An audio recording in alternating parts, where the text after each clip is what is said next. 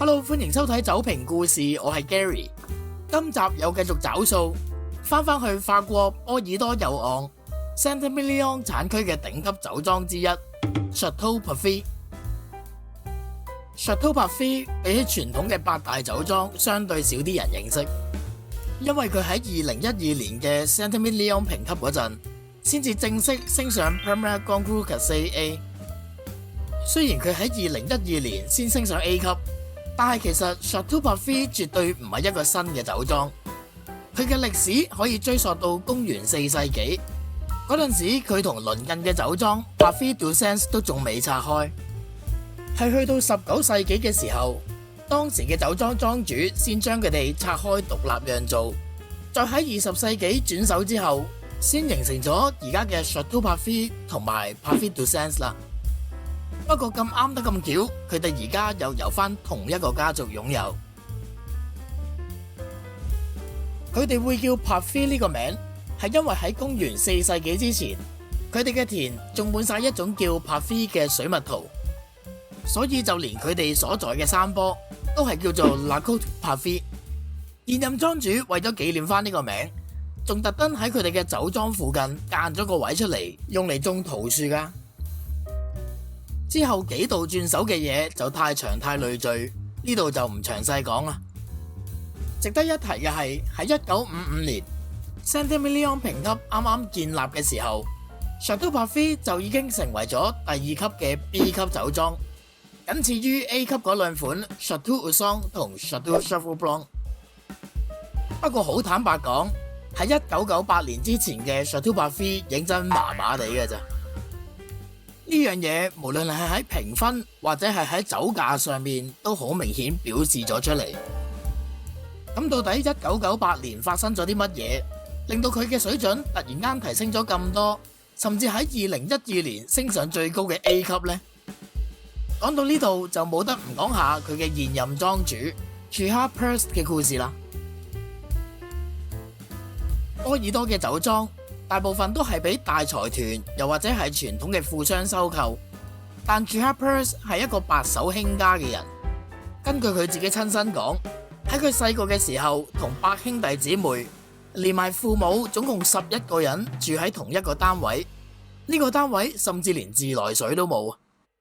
或者係因為細個嗰陣嘅窮困，又或者係想俾妻子一個理想嘅生活，佢由16歲嗰陣做油漆工人，去到20歲喺啲鋪頭仔入邊做 buyer，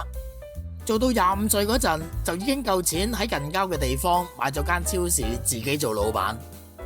喺跟住嗰5年，完全係朝6晚10，年終無休咁樣一路捱落去。後來上咗軌道，再收購埋其他超市。去到90年代初期，佢成為咗法國嘅超市大亨，終於有時間去下旅行啦。就喺佢哋第一次去 Saint-Émilion 呢個城鎮嗰陣，就徹底愛上咗呢個地方。去到1993年，佢哋聽到嗰度嘅寶石酒莊 Château Montbusquet 想賣盤嗰陣，諗都唔諗就即刻買咗落嚟，仲不計成本咁幫酒莊翻新晒啲設備。所以你明點解寶石酒莊喺1993年之前同之後嘅質素會差咁遠啦？去到1997。Chiha收購埋 Parfait du Sens， 再喺跟住嗰一年，佢收到風 Château Parfait 要賣盤，仲立即變賣晒佢手上全部嘅超級市場，拎住大嚿錢將 Château Parfait 收歸己有。Chiha進駐之後，就立即起翻一個全新嘅酒窖同地下排水系統，沿用翻 Château Montbusquet 嘅釀酒顧問，大名鼎鼎嘅飛行釀酒師 Michel Rolland 繼續擔任 Château Parfait 嘅顧問。喺 Chiha Pearce 嘅管理之下，1998年嘅 Château Parfait 一推出就技驚四座，新酒品鑑嘅時候即刻受到各位媒體嘅讚賞，將 Château Parfait 嘅酒價推向前所未有嘅高峰。喺2012年嘅 Saint-Émilion 評級，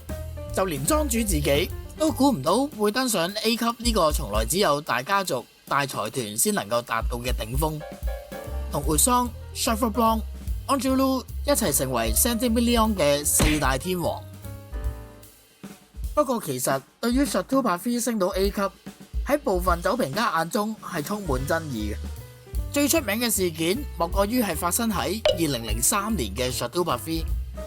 一支酒就引發咗英國同美國兩位最具代表性嘅酒評家大戰。美國嘅代表當然係 Michel Rolland 嘅好朋友，被尊稱為葡萄酒皇帝嘅 Robert Parker。佢喺統編試2003年嘅 Chateau Parfait 嗰陣，就已經俾到97去到100嘅超高分數。不過英國嘅代表 Jancis Robinson 就非常唔同意，佢喺佢嘅筆記上面寫，完全係熟過濃嘅氣味，更加有砵酒嘅甜味。但係偉大嘅砵酒應該係嚟自葡萄牙，而唔係 Saint-Emilion。最諷刺嘅係佢好似美國 Late Harvest 嘅 Zinfandel 酒，而且仲有陣草青味。咁強烈嘅指控當然俾到勁低分啦。喺佢20分滿分嘅準則入邊，佢俾得嗰12分。喺兩位酒評家嘅評分發表之後，就引起酒界極大嘅迴響。同一支酒竟然可以得到咁兩極嘅評分，於是就引發出美國人同英國人口味嘅討論啦。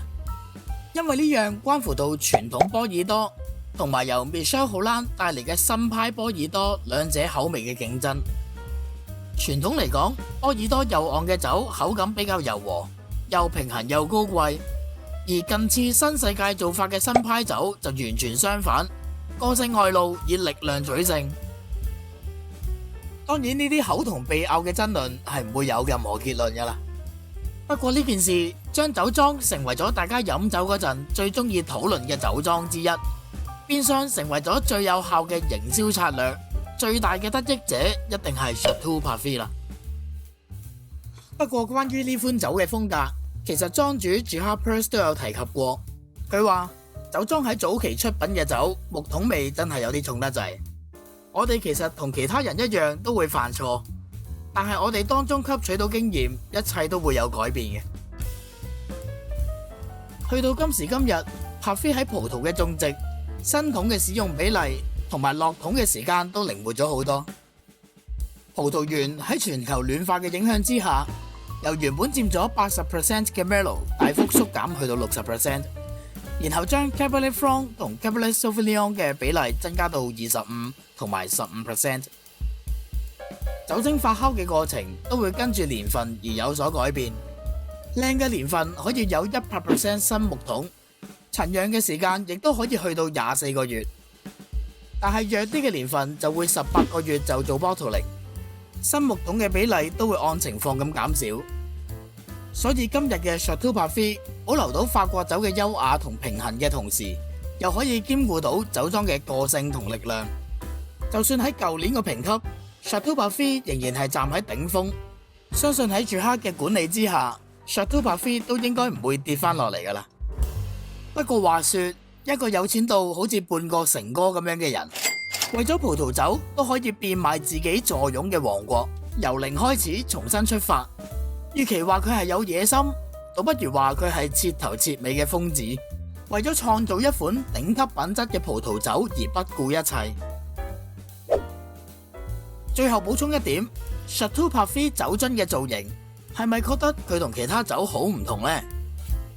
佢哋其實係參照翻公元1600年當時啲酒樽嘅樣嚟設計，放之全世界都應該冇第二間酒莊係用呢一款酒樽噶啦，所以 Parfait 嘅辨識度係相當之高嘅。如果你中意呢條片嘅，就俾翻個 like 喎。下一條片我將會為大家介紹另一個極受爭議嘅酒莊 Château Angelou，下次見。